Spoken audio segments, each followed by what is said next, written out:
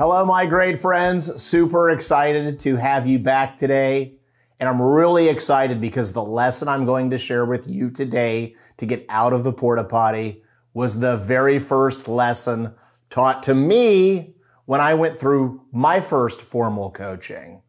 If you've been paying attention to the channel, you know in 2008, the economy was crashing, my business was failing, but more importantly, I was failing badly as a father. Getting the card from my daughter, calling me the greatest dad in the world, had set me on a quest to figure out how to be that for her and Gunner.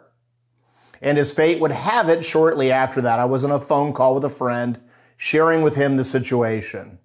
And he said, "You got to go see this coach. His name is John. He's amazing." And since in life, when I had wanted to be good at a sport, I had a coach, I thought, well, I need to be good at life and need to be good at business, so let me get a coach. Turns out nobody achieves excellence in anything without coaching. So about a week later, I was in John's office for our very first session, and I was sitting on a couch like so, and he said, "Tell me about what's going on. What's on the front of your mind?" And I said, "Well, my business is failing. My wife left me. I'm in debt. I'm a horrible dad." And I just kept going on and on and on and on. And I'm embarrassed to admit this, but the facts are the facts. I was playing the victim. And nobody moves forward in their life playing the victim. So he asked me to close my eyes. It was my first lesson of being coachable. So I closed my eyes and I heard Coach John moving around and I heard him kind of moving up closer to me. And he said, "Okay, go ahead and open your eyes." And when I did, there was a mirror right in my face. Something I had hidden from my whole life was staring right back at me. My reflection. You want to know what I did? I screamed louder than I had ever screamed because the reflection in the mirror is what held all of the nightmares that I had.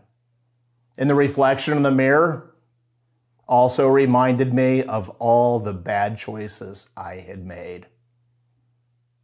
And I had made plenty. So I asked him quickly to retrieve a bucket, at which point I released my Denny's Grand Slam breakfast, and I quickly learned that pancakes don't taste as good coming out as they did coming in. And after I finished that, I started crying because it hurt to see my reflection. And it hurt even more so when he says, "Jonathan, here's some Kleenexes," because he knew what was coming next. A heap of tears of pain coming out, which turned out to be very cathartic.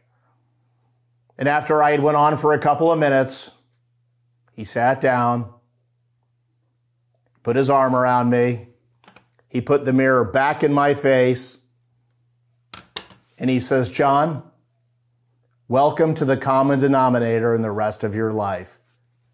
You. Welcome to the person who is going to be responsible for all of your happiness. That reflection is going to be the person who's responsible for all of your successes." And he said, "John, it's that reflection that is going to be wholly responsible for you becoming the best dad in the world." And then he repeated what needed to be repeated, what I repeat to you today. If your life isn't where you want it to be,